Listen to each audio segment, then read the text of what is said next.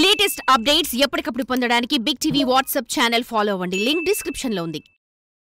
ఆ ఉమ్మడి జిల్లాలో బీఆర్ఎస్ పార్టీ ఇప్పుడు బాగా గడ్డు పరిస్థితిని ఎదుర్కొంటోందా? కారు పార్టీని వలస వ్యవహారం భయపెడుతోందా? ఆ ఉమ్మడి జిల్లాలోని ఒక నియోజకవర్గంలో కారు పార్టీని నడిపించే నాయకులే కరువయ్యారా? ఏం చేయాలో దిక్కుతోచని స్థితిలో ఉన్న గులాబీ బాస్ని కలవరి పెడుతున్న మరో మ్యాటర్ ఏంటి? ఆ నియోజకవర్గం ఏది? అక్కడ పరిస్థితి ఏంటో వాచ్ ది స్టోరీ.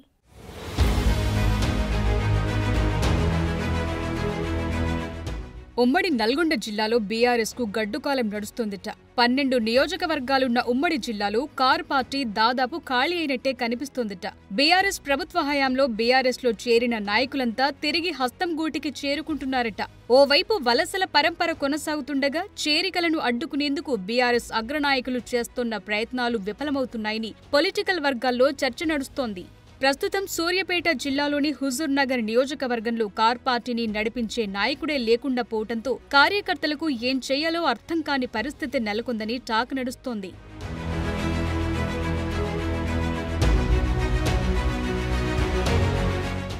మాజీ ఎమ్మెల్యే శానంపూడి సైదిరెడ్డి పార్టీ మారక నియోజకవర్గంలో కారు నడిపే డ్రైవర్ లేక క్యాడర్ మొత్తం పక్కచూపులు చూస్తుందిట.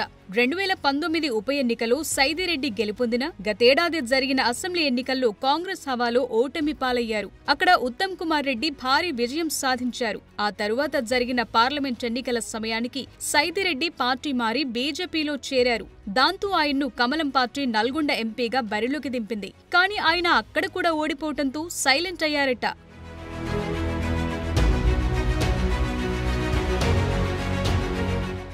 ఏడాది కాలంగా నియోజకవర్గానికి బీఆర్ఎస్ కొత్త ఇన్ఛార్జును నియమించకపోవడంతో పార్టీ శ్రేణులు కూడా పరేషాన్ అవుతున్నారట. నియోజకవర్గానికి ఓ మాజీ మంత్రిని బాధ్యతలు తీసుకోవాలని కేసీఆర్ సూచిస్తున్నా ఆయన మాత్రం నాకొద్దని చెప్తున్నారట. నడిపించేవారు లేక కొత్తవారు రాక క్యాడర్ దిక్కుతోచని స్థితిలో పడిపోయిందని నియోజకవర్గంలో జోరుగా ప్రచారం జరుగుతోంది.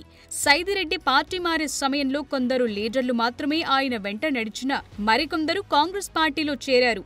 దీనికి తోడు సైదిరెడ్డి ఎమ్మెల్యేగా ఉన్న సమయంలో ద్వితీయ శ్రేణి నాయకులు ఎదగటానికి ఏమాత్రం అవకాశం ఇవ్వకపోవడంతో ఆ పార్టీ పరిస్థితి ఇప్పుడు అత్యంత దయనీయంగా తయారైందనే వాదనలు బలంగా వినిపిస్తున్నాయి. ఇక హుజురాబాద్ నియోజకవర్గం మొదటి నుంచి కాంగ్రెస్ కంచుకోట. 2009, 2014, 2018 ఎన్నికల్లో కాంగ్రెస్ పార్టీ అభ్యర్థిగా ఉత్తమ్ కుమార్ రెడ్డి విజయం సాధించారు. దీంతో కాంగ్రెస్ పార్టీ నియోజకవర్గంలో క్షేత్రస్థాయి నుంచి గట్టిగా పాతుకుపోయిందిట. 2018లో ఉత్తమ్ కుమార్ రెడ్డి ఎమ్మెల్యేగా గెలిచిన తరువాత అధిష్టానం ఆదేశాల మేరకు నల్గొండ ఎంపీగా పోటీ చేసి విజయం సాధించారు.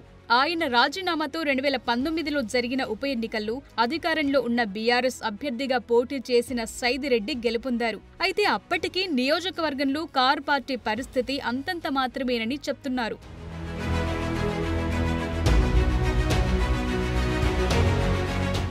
కాంగ్రెస్ సీనియర్ నేత మంత్రి ఉత్తమ్ కుమార్ రెడ్డి 2009 నుంచి ఇక్కడి నుండి ప్రాతినిధ్యం వహిస్తుండటంతో కాంగ్రెస్ పార్టీకి మొదటి నుంచి ఇక్కడ గట్టి పట్టుందని అంటున్నారు. ఇక ప్రస్తుత పరిస్థితుల్లో ఉన్న క్యాడర్నైనా నడిపించే నాయకుడు లేకుండా పోయారని బీఆర్ఎస్ శ్రేణులు వాపోతున్నారట.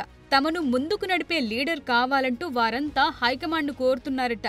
కనీసం జిల్లాలో బీఆర్ఎస్ కు పెద్ద దిక్కుగా ఉన్న మాజీ మంత్రి జగదీష్ రెడ్డినైనా హుజూర్ నగర్ ఇన్ఛార్జ్ బాధ్యతలు తీసుకోవాలని కోరుతున్నా ఆయన మాత్రం ససేమిరా అంటున్నట్టు సమాచారం.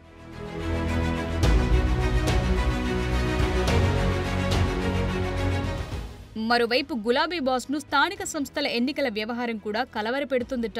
ఉమ్మడి నల్గొండ జిల్లాలో సూర్యాపేట మినహా అన్ని మున్సిపాలిటీలు కాంగ్రెస్ ఖాతాలో చేరాయి. ఎంపీపీలు, జెడ్పీటీసీలు, మాజీ సర్పంచులతో పాటు బడా చోటా లీడర్లందరూ గంపగుత్తగా కాంగ్రెస్ గూటికి చేరిపోవటం బీఆర్ఎస్ అధినేతకు తలనొప్పిగా మారిందట. దీంతో రాబోయే రోజుల్లో జరిగే స్థానిక ఎన్నికల్లో కార్ పార్టీ నుంచి పోటీ చేసే అభ్యర్థులే కరువయ్యారనే వాదనలు వినిపిస్తున్నాయి.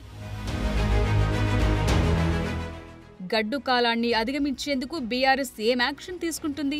పార్టీ క్యాడర్ను మళ్లీ యాక్టివ్ చేసే బాధ్యతలను కేసీఆర్ ఎవరికిస్తారు? స్థానిక సంస్థల ఎన్నికల్లో కూడా బీఆర్ఎస్ కు పరాభవం తప్పదా అన్న చర్చ నడుస్తోంది.